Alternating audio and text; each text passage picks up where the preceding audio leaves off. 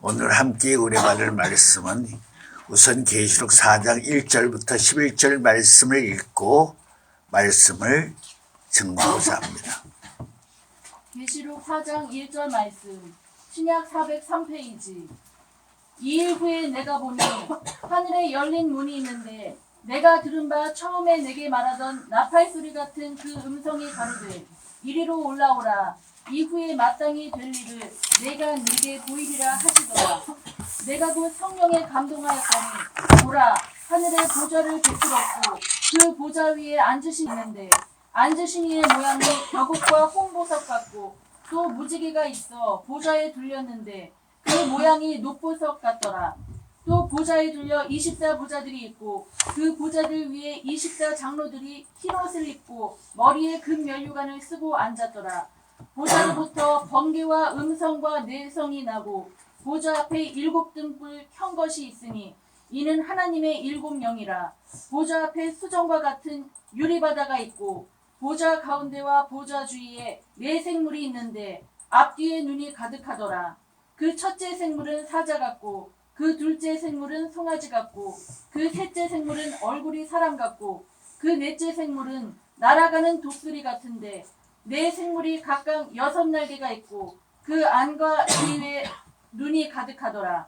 그들이 밤낮 쉬지 않고 이르기를 거룩하다 거룩하다 거룩하다 주 하나님 곧 전능하신 이여 전에도 계셨고 이제도 계시고 장차 오실 자라 하고 그 생물들이 영광과 존귀와 감사를 보좌에 앉으사 세세토록 사시는 이에게 돌릴 때 24장로들이 보좌에 앉으신 이 앞에 엎드려 세세토록 사시는 이에게 경배하고 자기의 면류관을 보좌 앞에 던지며 가로되 우리 주 하나님이여 영광과 존귀와 능력을 받으시는 것이 합당하오니 주께서 만물을 지으신지라.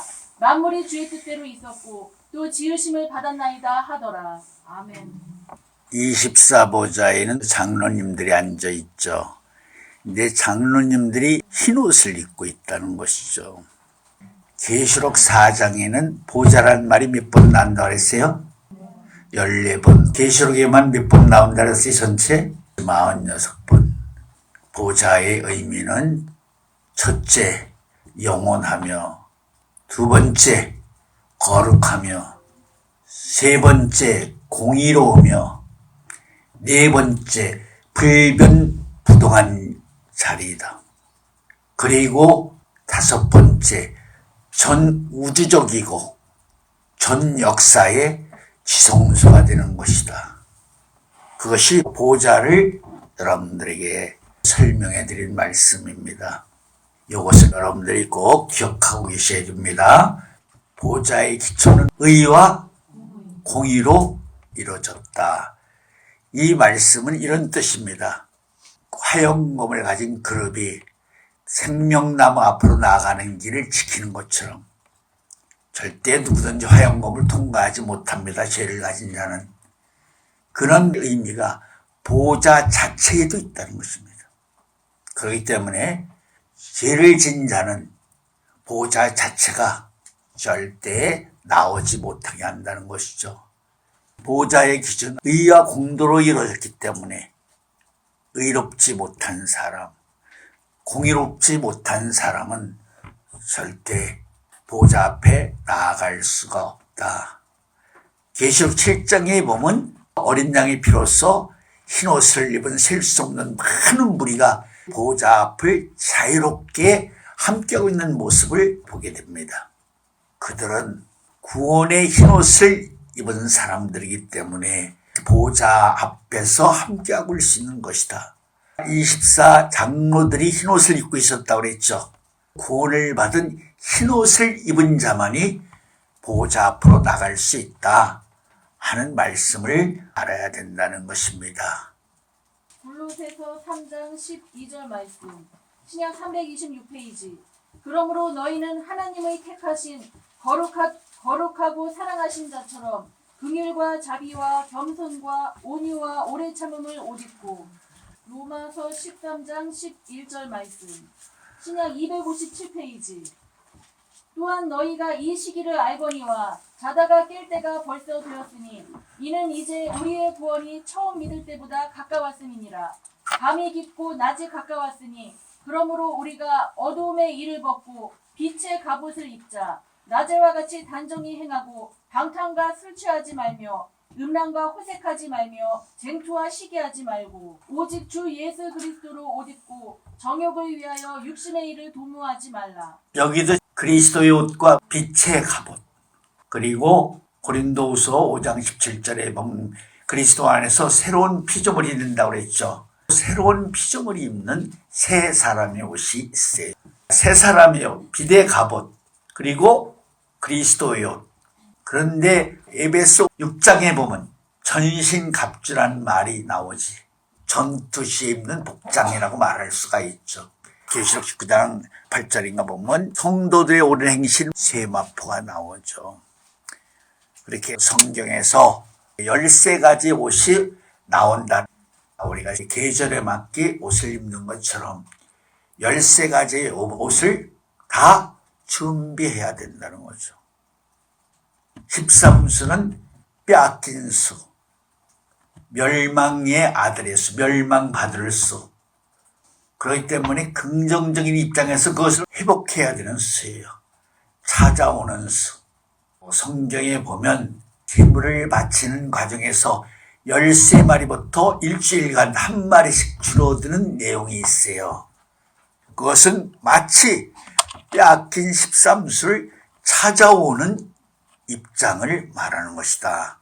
가룟 유다를 가리켜 예수님이 멸망의 자식, 멸망의 아들 이렇게 말했어요. 즉 가룟 유다가의 백남바가 13수다 하는 것을 알아야 되는 것입니다. 원래 마지막 12수는 누가 가지고 있었어요? 사도 바울이 12번째 12수를 가지고 있었어요. 내 바꿔치기를 한 거죠. 뜻을 위해서. 마귀에게 바울을 내어주고 마귀에 소속된 유다를 예수님 밤새워 기도하시고 택하신 것이에요. 그렇기 때문에 가룟 유다는 13수 멸망의 자식이 되는 것이다 하는 것을 알아야 되는 것입니다. 본래 이스라엘 지파도 12지파지만 에브라임과 므낫세가 들어오면 13지파가 되어서 레위 지파를 하나님의 기업의 지파로 빼놓고 이스라엘을 12지파로 다시 만들었다. 그러니까 레위 지파를 포함하면 이스라엘의 13지파죠. 바로 이 레위 지파가 멜기세덱 지파의 상징이기 때문에 하나님이 레위 지파를 요제로 흔들어서 아론에게 선물로 주라는 말씀이 성경에 3번 나오죠. 레위 지파를 요제로 흔들어 선물로 받는다는 것은 장차 하늘의 기업을 받을 영적인 차원의 멜기세덱 지파를 상징하고 있는 것이다. 그래서 아론은 멜기세덱의 그림자라고도 말할 수 있는 것이다. 그렇기 때문에 13가지 옷을 다 갖춰놓고 있어야 된다. 그래야 필요한 때에 맞는 옷을 입고 거룩한 부르심을 받을 수 있는 것이다. 아까 보좌의 세계를 말씀을 했는데 성경에는 하늘문이 열린 사건들이 등장을 하죠. 에스겔 1장 1절에도 하늘문이 열리고 구약에서는 에스겔서에만 하늘문이 열렸다는 말씀이 나옵니다. 이사야 6장에 보면 이사야 선지가 보좌에 올라간 말씀이 나오죠. 이사야 6장 1절 말씀. 구약 973페이지. 우시야 왕이 죽던 해에 내가 본즉 주께서 높이 들린 보좌에 앉으셨는데 66장 1절 말씀. 여호와께서 이같이 말씀하시되 하늘은 나의 보좌요. 이제 하나님이 계시는 것이 보좌예요. 요한복음 3장 13절도 예수님이 거기서 온 자는 나밖에 없고 간 자도 나밖에 없다. 그 말씀은 보좌에서 왔다는 소리고 요한복음 14장 2절 이하의 말씀 내 아버지의 집은 거할 곳이 많도다. 아버지의 집은 곧 보좌를 말하는 것이고 고린도후서 12장 1절부터 4절 말씀에 보면 첫째 하늘, 둘째 하늘, 셋째 하늘이 나오죠. 3층 층에는 보좌가 있다는 것이죠. 보좌는 한마디로 전 우주적인 역사의 시간을 주관하시고 섭리하시고 운행하시는 하나님이 계시는 곳이다. 그런데 그 하늘을 보여준 사람들이 성경에 있습니다. 어떤 특별한 목적을 위해서 부득이 하늘문이 열릴 때가 있습니다. 에스겔 1장 1절도 하늘문이 열렸고, 그렇죠? 오늘 읽어드린 계시록 4장에도 하늘문이 열렸다는 말씀이 나오죠. 그리고 계시록 11장 마지막 절에도 계시록 11장 19절 말씀, 신약 410페이지. 이에 하늘에 있는 하나님의 성전이 열리니. 하늘에 있는 하나님의 성전이 열린다는 말은 하늘문이 열리고 더 구체적으로 보여진 하늘의 모습을 지적하는 것이죠. 그리고 계시록 19장 11절 이하의 말에도 계시록 19장 11절 말씀, 신약 418페이지. 또 내가 하늘이 열린 것을 보니 보라 백마와 하늘이 열린 것을 보니, 그리고 계시록 11장에 보면 이 땅에 주 앞에 두 감람나무 두 촛대가 하늘문을 닫고 열 수 있는 권세를 가지고 있다. 하늘문이 가장 많이 열린 때는 언제냐? 사도 요한이 반모섬에 유배되어 있는 때, 그때의 일반 계시와 중간 계시를 같이 받은 것이에요. 다섯째인, 여섯째인, 일곱째인 일반 계시의 내용이 전개가 되어 있어요. 다섯째인을 떼었을 때는 순교자들에게 하나님이 너희들처럼 너희 동무들의 순교의 서가 차기까지 기다리라고 심두루마기 흰옷을 주셨죠. 흰옷을 주셨다는 말은 순교자들은 다 보좌로 올라갈 수 있는 사람을 말하는 것이다. 24보좌에 24장로들이 있다고 해서 똑같은 장로들이라는 뜻이 아니에요. 거기에는 분명히 서열이 있는 것이다. 하나님이 지정해 준 서열. 예수님의 12제자 가운데도 제일 사랑하시는 세 제자가 있었어요. 베드로, 요한, 야고보. 세 제자를 제일 사랑하셨다. 가장 중요한 자리에만 세 제자를 데리고 다니셨다. 그렇기 때문에 24보좌에 앉는 장로들이라고 해서 세상적인 표현으로 얘기하면 상급, 계급이 똑같은 장로들이라는 뜻이 아니다 하는 걸 말하는 것이에요. 예를 들어 말하면 이스라엘이 진을 칠 때에도 동쪽은 유다 지파를, 남쪽은 루벤 지파, 서쪽은 에브라임 지파, 북쪽은 단 지파를 중심으로 해서 이 방위의 위치도 그들의 계열의 상급을 나타내는 의미도 있다. 계시록은 구원의 역사의 끝이 되며 어둠의 권세를 심판하시는 마지막 심판의 장이 되기 때문에 그 역사의 세계가 곧 하늘의 역사를 대변하고 있다. 때문에 가장 많이 하늘문이 열리고 하늘의 존재들이 이 땅에 와서 역사할 수밖에 없는 상이라고 말할 수는 있지만은, 그래도 성경 전체적으로 말한다면 사도 요한에게 마지막 이 땅에서 이루어지고 있는 구원의 역사의 끝을 위해서 모든 것을 예배하고 준비하게 하신 저희를 본다면 사도 요한이 어떤 존재라는 것을 우리가 알 수 있다는 것이죠. 사도 요한이 계시록 1장 1절부터 8절까지 일반 계시도 받았어요. 일반 계시도 일곱인 일곱 나팔 일곱 대접의 역사로 시작이 되죠. 그러나 중간 계시는 다섯째 인부터가 달라지죠. 다섯째 인의 첫째 화가 이루어지고, 여섯째 인의 둘째 화가 이루어지고, 일곱째 인의 셋째 화가 이루어진다라는 순서적인 개념은 그렇게 표현할 수 있지만은, 첫째와 둘째와 셋째와는 바로 일반 계시 속에 들어있는 삽입된 계시이기 때문에 일반 계시의 다섯째 인을 뗄 때부터가 바로 첫째와 둘째와가 시작이 되는 것이다. 일반 계시에 다섯째 인을 떼고 여섯째 인을 떼고 일곱째 인을 떼는 바로 그 과정 안에 삽입되어 있는 계시의 세계이기 때문에 셋째화를 주관하시는 독수리만이 첫째화가 시작해서 둘째화, 셋째화가 끝나는 역사의 시간을 아시는 것이다. 사도 요한은 일반 계시와 중간 계시를 보고 먹은 사람이에요. 그럼 그가 보고 먹은 그 말씀을 이행하는 사람이 누구일까? 두 감람나무지. 본래 안드레와 사도 요한은 세례 요한의 제자였었어요.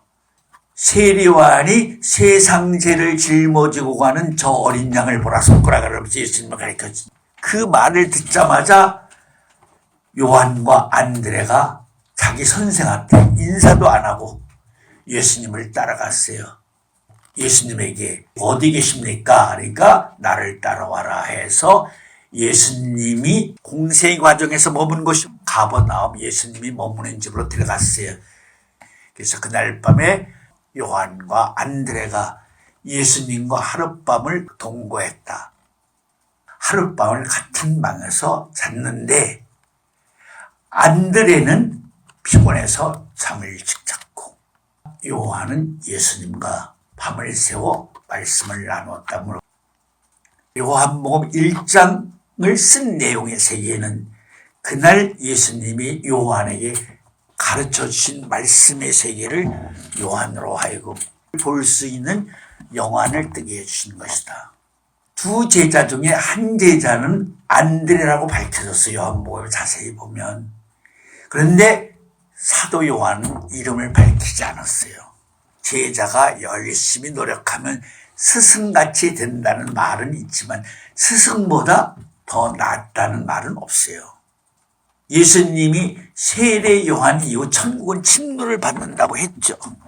세례 요한의 자리를 제자인 요한이 얻었기 때문에 요한복음을 쓰는 요한 자신이 스승의 자리를 내가 얻었다 이렇게 말할 수가 없기 때문에 안드레의 이름은 밝혔지만 자기는 밝히지 않은 것이다 하는 것을 알 수 있다는 것입니다.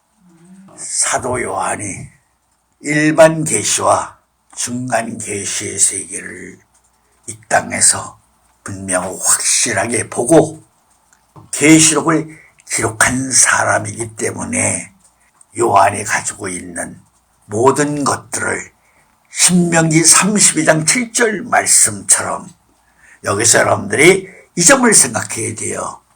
대표 원리. 복이라는 것은 복의 근원인 아브라함에 맡긴 것처럼 계시의 세계를 이룰 수 있는 사람에게, 마지막 구속사의 끝을 이룰 수 있는 사람에게 하나님과 언약을 맺었던 언약의 주인공들인 조상과 아비들이 끝을 이루는 대표자에게 모든 것을 집중해서 몰아준다. 그런 대표 원리적인 입장에서 받은 영화로운 이름들을 가지고 있기 때문에 그 사람을 가리켜 많은 이름을 가진 자라고 말하는 것이다.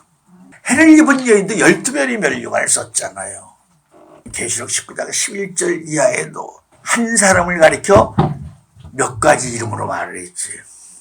처음에는 백마와 탄자, 진실과 충신, 자기밖에 모르는 자기 이름을 가진 자, 말씀이라 칭하더라. 두 다리는 만왕의 왕이요 만주의 주라고 하더라. 한 사람이 많은 이름을 가지고 있다는 말은 바로 대표 원리로서 가지고 있는 영화로움을 말하는 것이다. 사도 요한이 두 감람나무로 왔다. 그렇게 오해하지 말기를 바라는 입장에서 이 말씀을 제가 아주 조심스럽게 지금 표현을 하고 있는 것이에요. 신명기 3장 7절 말씀에 옛날 어떤 아비와 조상들에게 뭐라고 그랬지? 그 아비와 조상들이 영광을 마지막으로 최종적으로 이루어드릴 그 사람에게 자기를 통해서 이루어진 경륜, 자기를 통해서 이루어진 언약의 말씀, 마지막 대표 그 사람에게 다 미뤄진다는 소리야. 아비와 조상들에게 물은 말씀이 표면적으로 물어서 이게 무슨 소리, 나한테 얘기해 주시오. 그런 뜻이 아니야. 영적으로 말하면 자기들이 가지고 있는, 노아가 가지고 있는 것, 아브라함이 가지고 있는 모든 것을 마지막 주자에게 다 건네준다는 거죠. 그가 끝을 이루어야 자기들도 영광을 받기 때문에 신명기 32장 7절 말씀 표면적으로 물으라고 되어 있지만 영적으로 그 세계가 묻는 세계야 이사 65장의 생각과 동시에 먼저 전달되고 다 이루어지는 세계인데 감람나무는 횃불 언약의 주인공이에요. 하나님의 보좌는 불변 부동 영원히 변하지도 않고 움직이지도 않는 하나님의 뜻은 그런 것이에요. 횃불 언약의 주인공은 요셉의 요한이 감람나무 된 것이 아니다 하는 것을 분명히 알아야 돼요. 두 감람나무가 역사할 세계를 사도 요한에게 보여줬다 그런 소리예요. 사도 요한에게 보여준 것이 바로 중간계시다. 사도 요한에게 해를 입은 여인과 이 땅의 좌앞에 두 감람나무 역사의 세계를 보여준 것이 바로 중간계시의 세계다. 즉 다시 복음의 말씀이다 하는 것을 알아야 되는 것입니다. 기도를 하겠습니다.